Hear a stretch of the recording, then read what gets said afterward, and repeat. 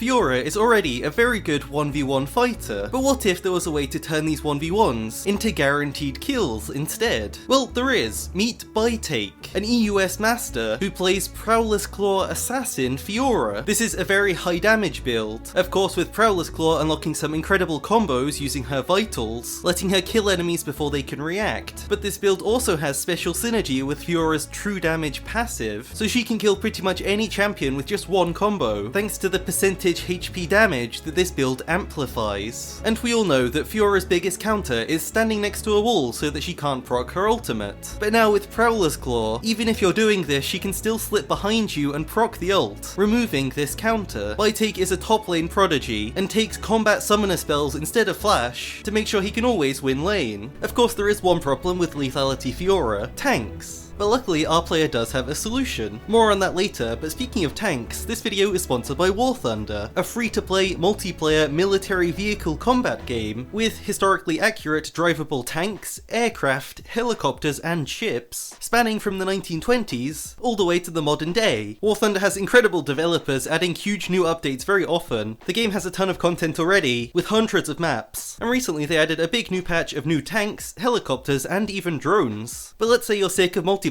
games, maybe you got some weird off-meta picks in your game from somewhere. War Thunder also has single player with solo missions, and these let you travel back in time to take part in historical battles. The game's honestly really easy to jump into as a new player, the controls are really intuitive, but of course it also gets very competitive, with some super in-depth systems, as well as tactics and strategy. So if you want to join some of these epic battles, then please click the link in the description to download War Thunder, and also get an exclusive bonus for using my code. Back to Fiora, our player Bytake is from Poland, and he started playing League in Season 1 specifically because of Twisted Treeline, which he couldn't wait to try. Riot, please bring it back. Season 2 he got into Ranked, playing Nidalee mid. This was the Nidalee who had the nukes on her spears, and this brought him up to Gold. He mentioned this to me because this playstyle taught him a lot about predicting enemy movement, so that he was able to hit the big damage spears, and he now uses this skill on Fiora all of these years later, so that he's able to hit more vitals. In Season 3 he became a Riven main, learning how to do all of the fast combos, really enjoying her ability to snowball the game and 1 vs 9 carry himself, improving his rank to Platinum. Then in Season 5, Fiora's rework was released. Bytake decided to swap from Riven, as he preferred the way that Fiora wins games, able to 1v1 outplay single enemies, with no real need to ever teamfight, so he could focus on his opponent and beating them, rather than having to fight super strong enemy champions that your teammates have fed. He especially liked how hard it was to counter her, thanks to her true damage, because armor stacking doesn't really work against her, so even in the worst matchups he still had a way to win and was never really out of the game. Over the next few seasons, Bytake kept ranking up in solo queue, spent some time playing in 5 vs 5 teams, and even some time being a Twitch streamer. And that brings us to Season 12, where one day he was streaming, and a chatter suggested he gave Lethality Fiora a try. They told him about a very cool interaction with Fiora's vitals, where the more AD you buy, the higher the true damage is amplified for each one. It sounded like it might be interesting, so he took it in game and then realised how absolutely absurd the damage is, killing people with just a couple of vitals procced, not even needing to perfectly outplay the opponent because they were dead at the start of the fight. Bytake then took this style to master and is still playing it to this day, even managing to one-shot these high elo enemies. With Prowler's Claw, new summoner spells and new runes, Assassin Fiora has a ton of new tricks up her sleeve. His game starts with sitting in a bush. This has a purpose and it's not fighting. He's trying to bait the enemy into warding the bush, because it's always uncomfortable if you don't know where your enemy is, especially playing against a champion like Fiora, who's notoriously annoying and strong at level 1, which is even better thanks to him having Ignite. So if he can bait the enemy into warding the bush, he's able to kill it by himself with Auto Q Auto, removing their vision for the first part of the game, so they can't see you hiding in the bushes and they also can't see ganks. This trick, as well as the champion's early strength, lets him get control of the wave and get level 2 first. He takes his W and goes for an aggressive trade, using the W to prevent enemies from returning damage, and also for a slow to let him chase them. This is not a slow grasp of the undying Fiora who wants to farm up. This is a press the attack Fiora, so even at level 3 with an auto EQ, in half a second he can proc this rune, and then either sprint away or commit to a kill, using Ghost, Ignite and Nimbus Cloak to sprint right past enemies and deny their escape. With these combat summoner spells you can easily either get a kill or at least force the enemy flash, and then just fight them again when your Ghost is back up. up, since the cooldown is lower than flash. Don't forget you can reset where the vital is just by walking out of vision, so it's great in lane if you need to reposition a vital that's behind an enemy. This is pretty useful because you can also use it to tell if enemies have vision of an area. For example, if you're in a bush and then a vital appears on them, you'll know that they can see you. Enemies are now rightfully terrified, so Fiora gets control of the wave, pushing it slowly, gradually growing the amount of minions he has, since he's denying the enemy from hitting the wave. At this point his wave will hit the enemy tower, forcing the enemy to focus on getting the CS rather than him, so Fiora can base, to buy a cull, or longswords, or even full swiftness boots if he was able to get an early kill. Longswords are best for just more damage for fights, cull is best for getting a way to instantly outscale your opponent, or buying tier 2 boots in some matchups like Garen, Darius or Tryndamere hugely counters them because you can just walk away from their abilities, they're not fast enough to reach you. Getting back to lane, his goal is now to let the wave push into him. Since you pushed it to their tower, it should now bounce back to you, so he begins only last hitting at the very last moment, while also zoning the enemy off XP thanks to his item advantage. Any overextension by the enemy top, and they get ghosted on, ignited, and pushed out of lane. Any champion that would usually be able to kite him is now caught by his ghost and Nimbus Cloak speed up, completely changing how some matchups work to make Fiora actually win them. With this item advantage and positioning aggressively in lane, he can threaten them with an all-in, which enemies may even interpret as an incoming gank, forcing them to at least consider playing safe. His big power spike arrives with Serrated Dirk and level 6. These are the crazy burst tools, already starting to scale up his true damage on the vital procs. Even just a couple of hits on a squishy target who's ulted will end with a kill. Sure, in some situations the meta build would end the same way, but lethality denies the enemy from even participating in the fight. He can fight the enemy top, kill or at least chunk them so they're forced to base, then rush through 3 tower plates with just one push, using his Q and his E for auto attack resets, getting an easy 480 gold, so the next time your ult is up you can do it again, and that will just give him tower. Even if you're not getting kills, if you can force the enemy out of lane, then you get these big swings in gold, and of course XP to get a level lead. Finally he gets Prowlers Claw, unlocking a whole new bag of tricks. The first I alluded to earlier, removing the biggest counter of Fiora ultimate. Usually when you ult an enemy on Fiora, enemies will stand next to a wall to deny you proccing all of the vitals, but you can now stand directly opposite the wall above the enemy, using Prowlers and then Q into them, which somehow puts you behind their model and just clips you into the vital, giving you the extra damage, the healing, and quite likely the kill. It is pretty precise, and also much easier if the enemies are standing still, but often high elo players will stand still because they want to make sure they don't accidentally walk away from the wall and give you the proc for free, so it is possible to do in game. But the other Prowler's trick is even more impressive. This is his 0.5 second kill combo. For some weird reason, Fiora can prepare an auto attack before she uses Prowler's Claw, so that when Prowlers activates, her auto attack will go off and she will then glide over the enemy to the other side. All you have to do is right click on the other person, and then Prowler's Claw as you get close to them. It's really simple to do, and lets you quickly auto attack on the other side right away. These 2 hits alone often get him a kill since the true damage scaling is so crazy high, but if not, he still has Q and E up to proc the other 2 vitals, as well as press the attack, and finish anyone off. If you're ahead and have lots of items, then this combo is game breaking, killing anyone you can find. But if you're behind, like in this game, where Fiora is 1 full item down against the enemy top, and this build has 0 resistances, so he will die to Darius in also about 1 second. But thanks to this special combo, he glides around Darius, outplaying him, and the lethality damage as well as true damage is enough to mean that the item lead doesn't matter. You can also see how crucial the W is with this build, using it as normal to block CC to reflect it, stunning the enemy and bursting them during this stun duration, or even just using it to block their barrage of damage, letting her survive and then turn the fight around. Prowlers is also maybe a little bit broken, I'm not sure, because it can follow all kinds of dashes, including flash, pretty much nullifying any mobility an enemy has if you use it correctly. This item is very underrated, I'm not sure if it's completely intended, but I don't know why more divers aren't buying it. Speaking of items, mid-game is where Bytake starts to go for what he calls his EXODIA build. When you get these 3 items, you're now a monster in the side lane, unmatchable in damage, with parry to outplay the enemy, and your ultimate as your main healing tool. The game is now won or lost solely based on how good you are. Of course, even taking Gathering Storm in his runes, you know how strong he's going to be. He can split push, kill towers in seconds, and use that to win the game, but he can only split push based on the enemy team composition. If enemies don't have a good champion to answer your split push, for example no Bruiser in top lane or fighter to take you on, then it's easy for Fiora to win the game through a side lane. Your job is to use this enemy's weakness against them to win the game, while your team does whatever solo queue teammates usually do. You can teamfight if you're required to, and your job is to burst an important target with Prowlers and ult, then chasing enemies down afterwards. You can play fights quite slowly at the start, using your parry to catch an enemy and make them your victim, almost playing a bit like a peel support, using your CC as counter engage. After the first pick, he goes full assassin mode, using Ghost to clean the rest of the enemies up. Rating this pick is simple. Split pushing is great, Fiora is great, but she has some terrible matchups. This build gives you a chance at winning those terrible matchups, similar to playing AD Scion instead of Tank Scion. For example, with this build, you aren't guaranteed to beat a Darius, but if you go with the meta Fiora build, then you're definitely going to lose to him, so it's nice to at least get a chance to win the lane and outplay him, rather than losing from champ select. And you can apply this to pretty much every matchup, where skill is the main deciding factor. But let's hear from Bytake and get his opinion. He of course loves Fiora, and loves this build, but he does say that a lot of teammates will ping your items and be confused or even angry at you. This is something you need to accept and just get used to. He knows how good it is, and he knows also how fun it is. No one should ever be afraid to invent their own builds like this, because League really is just about having fun. Ideally, just don't start in ranked. So for the build that he's invented, he starts Doran's Blade against melee top laners or Doran's Shield against range matchups, which are the hard ones. Doing his first base early on, then his second base, then buying his mythic, going for swiftness boots every game. It's a weird choice, but he's able to dodge CC with his W, so he relies on that for safety, preferring to get these boots for the extra movement speed, so that he always has an edge in side lanes. Then buying the other EXODIA items. Hullbreak is still a very underrated top lane item, and Titanic perfect for wave clear while you're splitting. Then emphasizing he buys a lot of control wards to keep him safe while splitting, and after that he buys situational damage items, which he chooses based on the enemies he'll be fighting most. For his runes he goes for an unusual press the attack page, with Nimbus Cloak Gathering Storm in his secondaries, empowering both his early aggression and late game power. Bytake is a Twitch partner and also a musician, so if you want to see some high elo Fiora gameplay then check out his Twitch, or some honestly really good Polish music, then check out his YouTube, both of which are linked in the description. And don't forget to check out War Thunder. Whether you like huge online multiplayer battles, on land, air or sea, or even single player missions, War Thunder has it all. It's free to play and very friendly to new players unlike League. Please give it a try at the link in the description. Thanks so much for watching.